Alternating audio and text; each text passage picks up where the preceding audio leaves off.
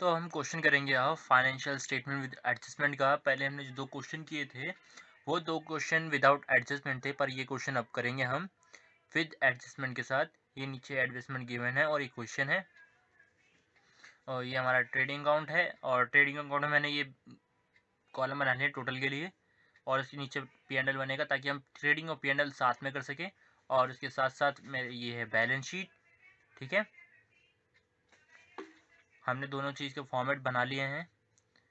अब मैंने ट्रेडिंग और P&L साथ में इसलिए बनाया ताकि यहाँ पे भी एंट्री साथ में कर सकूँ और यहाँ पे भी एंट्री साथ में कर सकूँ।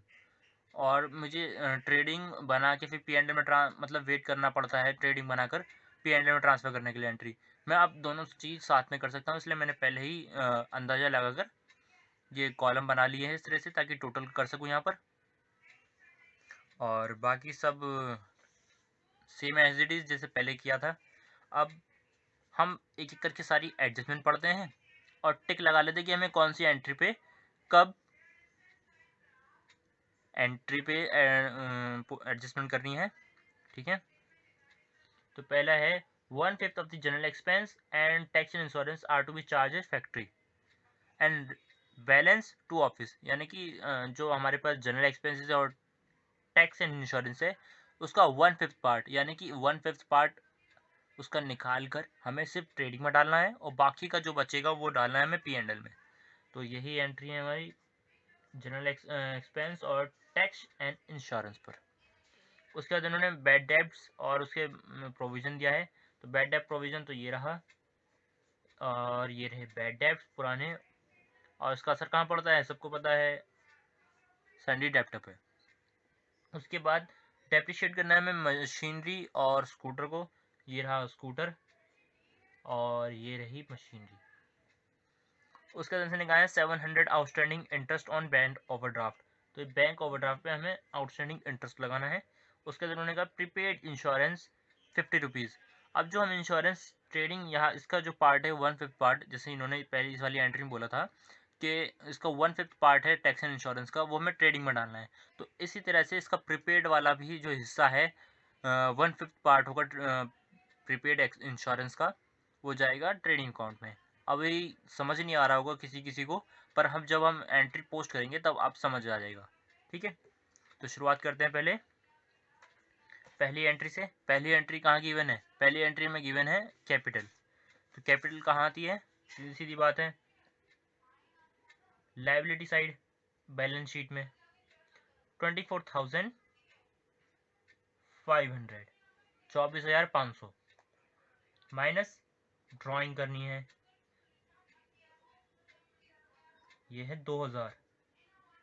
और एक कॉलम की स्पेस छोड़कर हमें ये बंद कर देना है, चाहे यहाँ पर नेट लॉस आए या नेट प्रॉफिट आए, वो इसमें प्लस और माइनस करके हमें बाकी का जो रेस्ट है वो बाहर लिखना है। ठीक है, उसके बाद है जनरल एक्सपेंस। तो जनरल एक्सपेंस कहाँ आती है, वैसे तो लिखा जाता है वो यहाँ P&L अकाउंट में, पर इसने हमें एडजस्टमेंट दी हुई है कि इसका 1/5 हमें डालना है कहाँ, ट्रेडिंग अकाउंट में, और फिर डालना है बाकी का रेस्ट P&L में।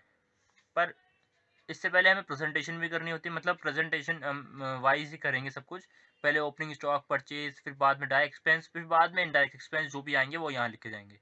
पहले हमें यानी कि यहाँ पे ओपनिंग स्टॉक वगैरह लिखना है। तो to opening stock, opening stock हमें गिवन है, ये रहा 16,200। और फिर क्या लिखना है, परचेज।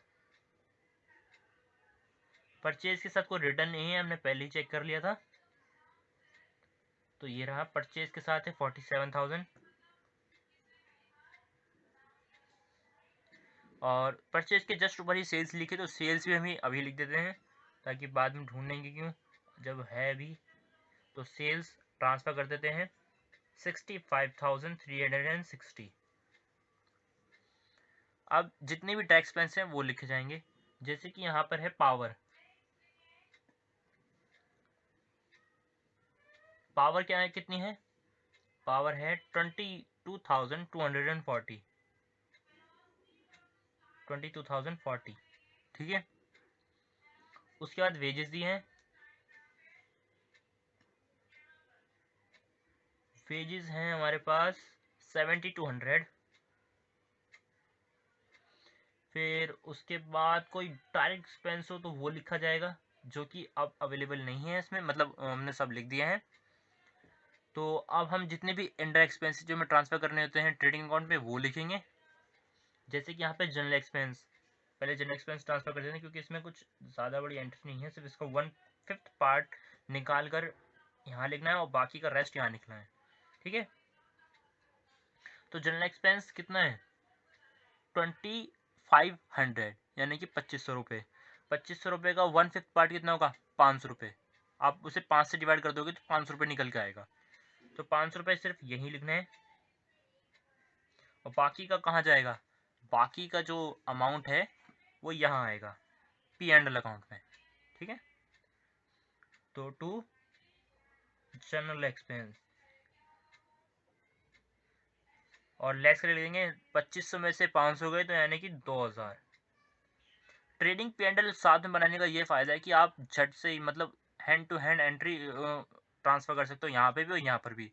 ये नहीं कि आपको वेट करना पड़ेगा, पहले ट्रेडिंग अकाउंट बनाना है फिर P&L फिर बाद में बैलेंस शीट। तो इससे अच्छा है आप दोनों साथ में बना लीजिए, बस थोड़ा स्पेस देकर अपने अंदाजे से कि हाँ मुझे इतनी जगह छोड़ के यहाँ कॉलम खींचने हैं। ऐसे ही आप आपकी मर्जी है, आप अपने अंदाजे से क्वेश्चन में दिमाग लगाकर पहले ही देख लेना कि एंट्री कितनी सारी आएंगी और उसी हिसाब से कॉलम खींच लेना और P&L बना लेना, फिर एक साथ ही दोनों में एंट्री पोस्ट करते रहना।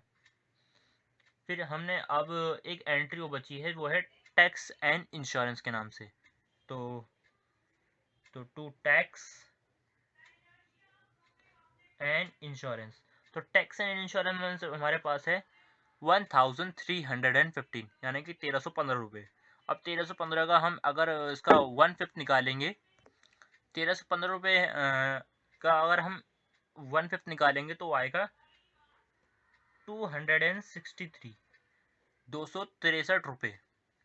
तो माइनस करेंगे इसमें से क्या प्रीपेड, क्योंकि हमने यहाँ देखा था कि इन्होंने बोला प्रीपेड इंश्योरेंस भी है, तो मतलब आप प्रीपेड जाहिर सी बात है या तो माइनस करोगे उसमें से उस एक्सपेंस में से टैक्स एंड इंश्योरेंस में से, बाद में बैलेंस शीट में लिखोगे। पर आप कुछ बैलेंस यहाँ पे भी लिख रहे हो और कुछ बैलेंस P&L में भी लिख रहे हो, तो जितना बैलेंस आप ट्रेडिंग में लिखोगे उतना बैलेंस भी यहाँ से प्रीपेड में से माइनस होगा, बाकी का कहाँ से माइनस होगा P&L में से। ठीक है, जैसे अब मैं दिखा देता हूँ आपको, अभी धीरे धीरे हम एंट्री पोस्ट करेंगे। प्रीपेड इंश्योरेंस, प्रीपेड इंश्योरेंस उन्होंने फिर 50 रुपये का बोला है, 50 रुपये का आप 1/5 यानी कि 1/5 निकालेंगे तो आएगा 10 रुपये। तो 10 रुपये इसमें से माइनस कर दिए जाएंगे और क्या लिखा आएगा 253। बाकी का जो trade and expense tax and insurance है वो यहाँ लिखा जाएगा। ठीक है, आपने 1350 वो सॉरी 1300 कह रहा हूँ 1315 रुपये हैं, 1315 में से आपने 263 रुपये, 263 रुपये आपने, चलो 263 छोड़िए, आपने 253 मान लीजिए, क्योंकि आपने ये चीज़ भी पहले से ही इंक्लूड कर ली है इसमें, तो आपने 253 रुपये पहले ही लेस कर दिए हैं। तो आप इसमें से जो 1315 रुपये हैं इसमें से ये वाली अमाउंट लेस कर दीजिए। आप सही से समझते हैं। देखिए आपने टैक्स एंड इंश्योरेंस आपके पास गिवन है ये 1315 रुपये, पर आपने 1315 को 1/5 यानी कि 263 रुपीज़ यहाँ लिख दिए हैं। अब 1315 में से 263 इसका 1/5 पार्ट होता है, तो बाकी का कितना बचे निकालिए। तो जब आप इससे माइनस करोगे तो आपके पास आएगा 1052 यानी कि 1052 रुपये।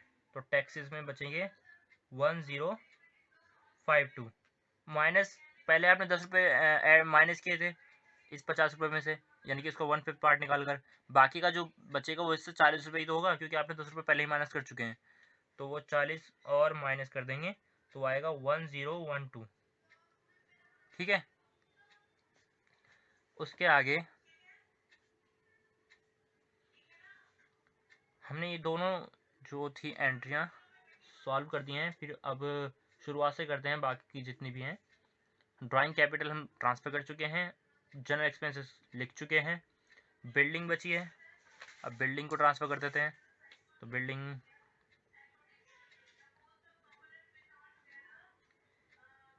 है 11,000 की। फिर उसके बाद है मशीनरी। आप पढ़ेंगे तो यहाँ लिखा है डेप्रिशिएट मशीनरी 10%। तो मशीनरी है ये रही 9340, इसका 10% निकालेंगे तो 934 निकलेगा। ठीक है, और ठीक है, ये जो वाली डेप्रिसिएशन वाली अमाउंट है वो कहाँ ट्रांसफ़र की जाएगी? वो ट्रांसफ़र की जाएगी हमारे पी एंड एल में टू डेप्रिसिएशन ऑन मशीनरी 394। हमने ट्रांसफ़र कर दिया डेप्रिसिएशन, अब वहाँ का बैलेंस कर देते हैं। जब 9,340 रुपीज़ में 394 जाएंगे तो बचेगा 8,406। ठीक है, उससे आगे अगली एंट्री स्टॉक है लिख चुके हैं, पावर लिख चुके हैं, ट्रेड एक्सपेंस लिख चुके हैं, वेजेस लिख चुके हैं। फिर आते हैं सन्ड्री डेब्टर, वो कितने के हमारे पास? वो हैं 6280। इसने कहा है कि फर्दर बैड डेप्ट हैं वो माइनस कर दीजिए। बैड डेप्ट ये लिखे यहाँ पर, फर्दर बैड डेप्ट 160 रुपीज़, तो माइनस करके आएगा 6120। और इस पर कितने परसेंट डेप्रिसिएशन बनाना है? 5%। माइनस प्रोविज़न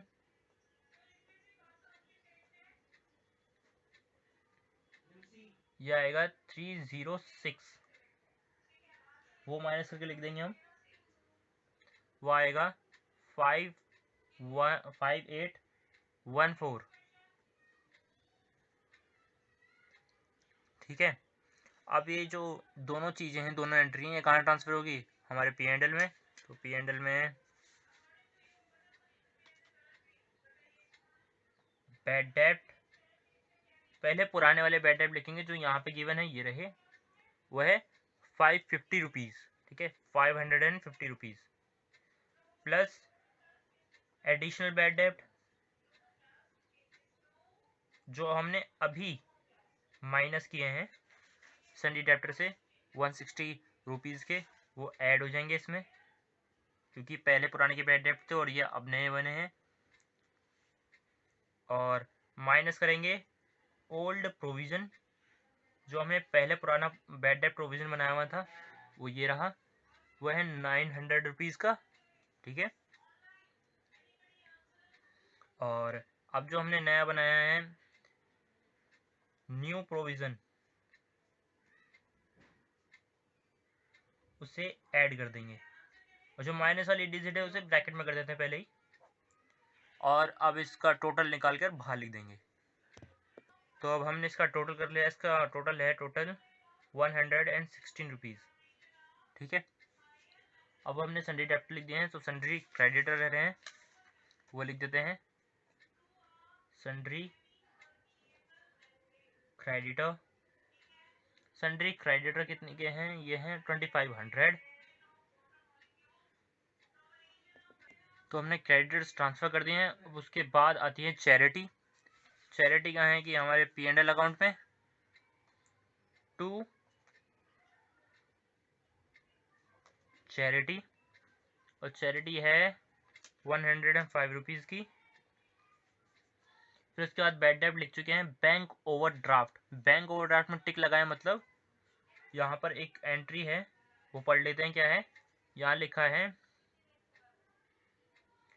ये रहे, provide 700 for outstanding interest on bank overdraft, यानी कि हमारे पास आउटस्टैंडिंग इंटरेस्ट है। आउटस्टैंडिंग मतलब रुका हुआ या फिर पिछला पुराना जो हमने पे नहीं किया है। Outstanding interest on bank overdraft कितने का है? 700।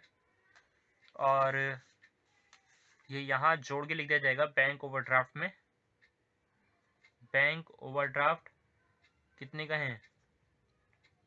बैंक ओवरड्राफ्ट है 11,180 प्लस 700, तो ये आएंगे 11,880 रुपीज़।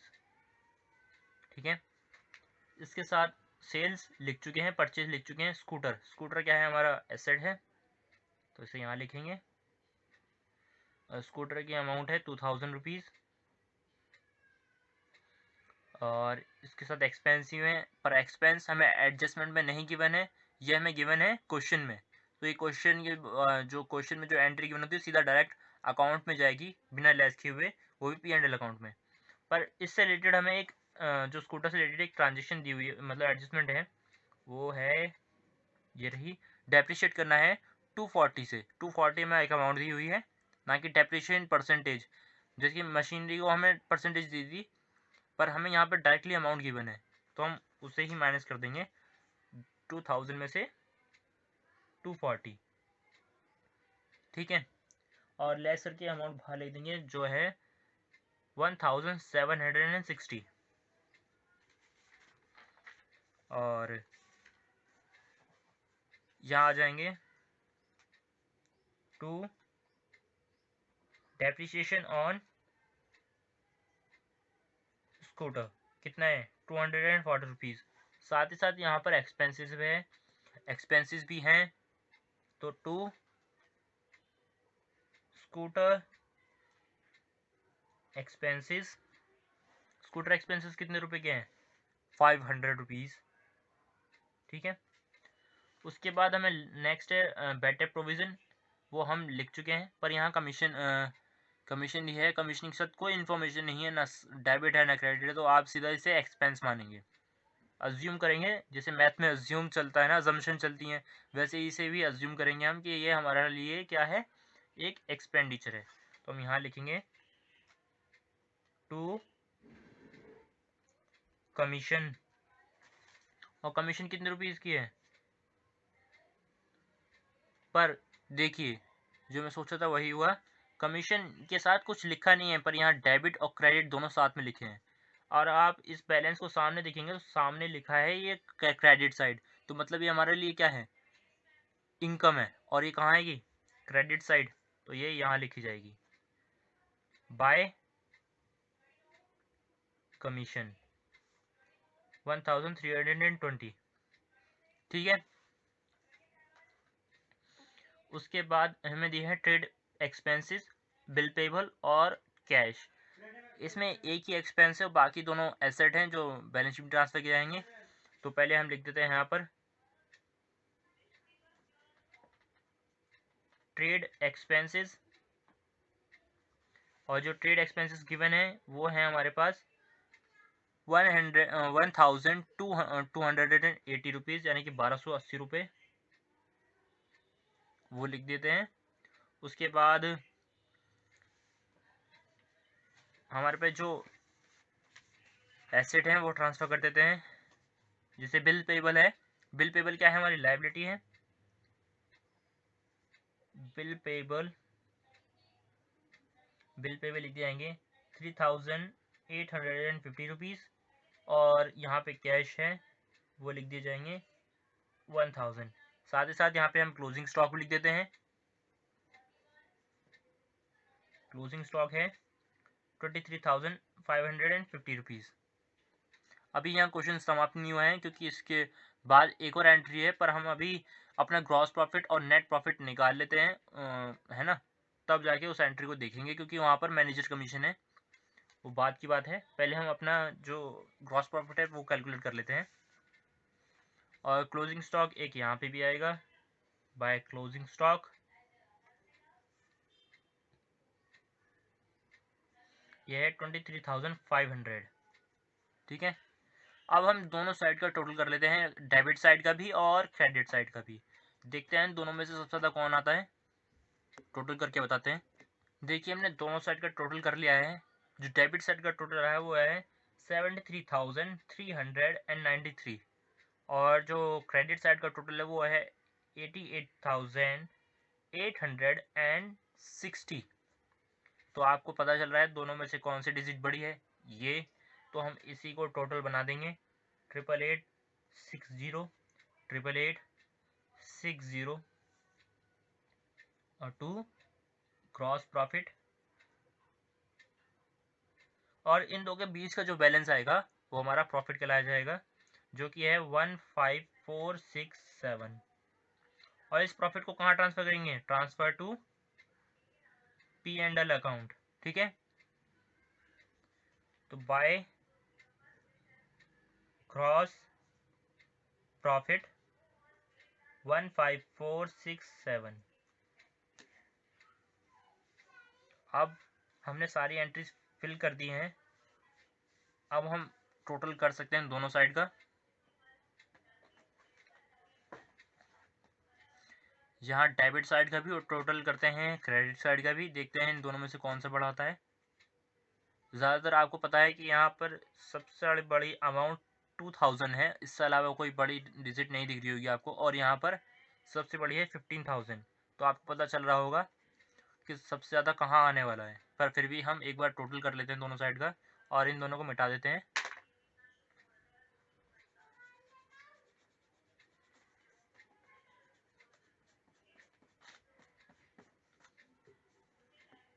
देखिए, अब मैंने दोनों साइड का टोटल कर लिया है, डेबिट का भी और क्रेडिट का भी। डेबिट साइड की जो अमाउंट है वो है 6887, बट जो हमारा क्रेडिट साइड का टोटल आ रहा है वो है 16787। तो आपको ईजिली पता चल रहा होगा कि सबसे बड़ी अमाउंट कौन सी है। ऑब्वियसली बात है, क्रेडिट साइड की, वही हमारा टोटल होगा 16787, जो हम दोनों साइड लिख देंगे। पर अभी हम इसमें से लिखकर इसे प्रॉफिट नहीं कह सकते, क्योंकि हमें अभी नेक्स्ट एडजस्टमेंट करनी है, वो है ये रही। इन्होंने बोला है provide for manager commission at 10% of the net profit after charging such commission. अब इसका मतलब समझते हैं। इसने बोला है ऑन नेट प्रॉफिट, पर अभी तो हमने नेट प्रॉफिट निकाला नहीं है। ठीक है, आफ्टर चार्जिंग सच कमीशन। अब समझते हैं इसका मतलब क्या है। देखिए, ये जो हमने बैलेंस निकाला है, इस बैलेंस में से इस वाले डिजिट को माइनस कर देंगे। ये जो उसका टोटल आया है, इस सब का टोटल है ये 6887 रुपीज़। इसमें से इसे माइनस कर देंगे और जो वैल्यू आएगी, तो पहले माइनस करते हैं। अब मैं आपको ये रफ वर्क की तरफ से समझाने की कोशिश करूँगा कि हमारे पास जो टोटल था ये, और जो डेबिट साइड का बैलेंस था ये, हमने लेस कर दिया। हमने क्रेडिट वाले बैलेंस से डेबिट वाले बैलेंस को लेस कर दिया, जो तो हमारा आ रहा है ये, मान लीजिए हमारा नेट प्रॉफिट है, अभी अज्यूम कर लीजिए। उसने कहा है 10% आफ्टर चार्जिंग। आफ्टर चार्जिंग का मतलब होता है, देखो 10% तो आपको निकालना आता है, 10/100 बोलते हैं आप, है ना। पर आफ्टर चार्जिंग, देखिए, बिफोर चार्जिंग का फॉर्मूला होता है सिंपल, 10% निकाल के रख दीजिए उसका। पर आफ्टर चार्जिंग का फॉर्मूला जो होता है वो होता है रेट अपॉन 100 प्लस रेट। यानी कि आपको 10% रेट दिया है, तो 10% प्लस 100 प्लस 10, यानी कि 100/110। होप आप समझ रहे, आई होप आप समझ पा रहे होंगे जो मैं आपको बताना चाह रहा हूँ। बिफोर चार्जिंग का मतलब होता है सीधा सीधा 10% निकाल के उस अमाउंट को आप कमीशन बोल देंगे। पर आपको अगर आफ्टर चार्जिंग दिया जाए, बिफोर चार्जिंग का तो ये आसान सा है, 10% निकाल के आप रख दीजिए, वो उसका कमीशन हो जाएगा। पर आफ्टर चार्जिंग में आपका मतलब होता है rate divide by 100 plus rate. आपको अगर 10% रेट दी गई है, तो 10% ऊपर, 100 नीचे, प्लस 10। अगर 5% दी जाती तो लिखते आप 500 प्लस 5, यानी कि 5/105। पर अभी रेट आपको कितनी गई है? 10%। तो हम लिखेंगे 10/100 प्लस 10, यानी कि 110। ठीक है, एक जीरो से एक जीरो काटी, 11 से काटे 9, तो 900 क्या आई? मैनेजर कमीशन, वह है 900 रुपीज़। ठीक है, और इस 900 को हम कहाँ लिखेंगे? Debit side to manager commission 900 rupees. ठीक है, अब आप इस सब का फिर से टोटल करोगे और टोटल निकालने के बाद जो बैलेंस आएगा, जो भी बैलेंस आएगा उसे क्रेडिट वाले बैलेंस से माइनस कर दोगे। अब पहले का टोटल आ रहा था 6887, उसमें 900 प्लस। पहले का हमारा बैलेंस था वो था 6887, उसमें आप 900 प्लस कर दोगे तो वो आएगा 7787। ठीक है, और आपके पास जो क्रेडिट बैलेंस है वो है ये, उसमें से ये वाला बैलेंस माइनस कर दीजिए तो आपका सीधा सीधा प्रॉफिट निकल के आ जाएगा 9000, और वही आपका नेट प्रॉफिट होगा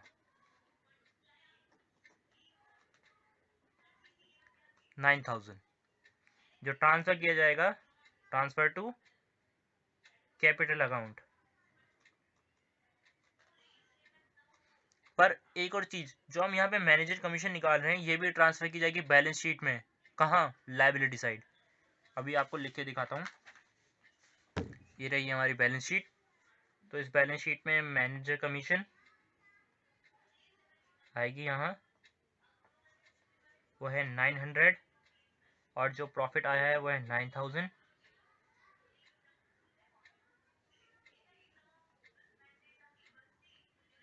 अगर आपको टैली करना है कि आपने जो कमीशन निकाली है वो सही है कि नहीं है आफ्टर चार्जिंग में, बिफोर चार्जिंग में तो आपको सीधे सीधे 10% निकाल कर वही कमीशन मान लेनी है जो भी आपका प्रॉफिट आएगा।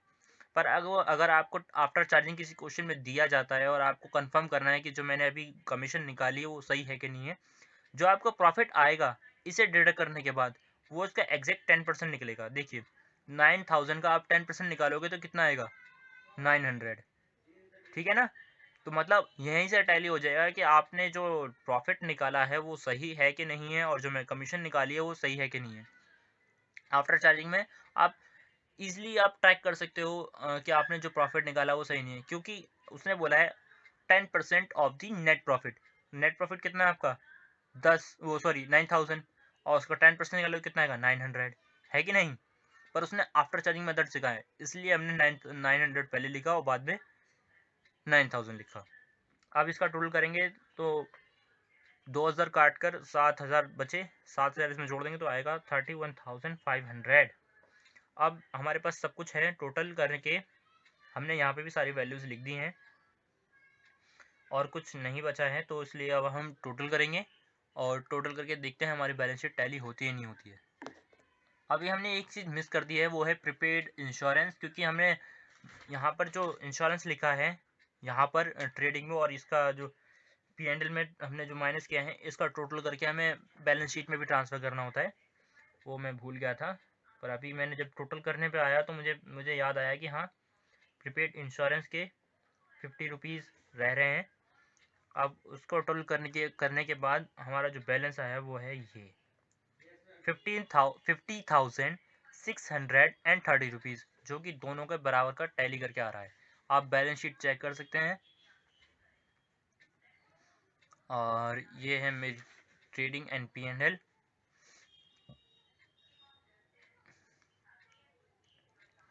आई होप आपको ये क्वेश्चन और ये जो trading and P&L and balance sheet है ये आपको हेल्प करेगी आगे सीखने में विद एडजस्टमेंट के question.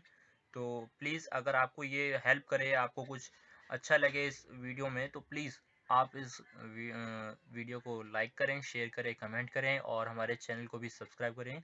Thank you for watching.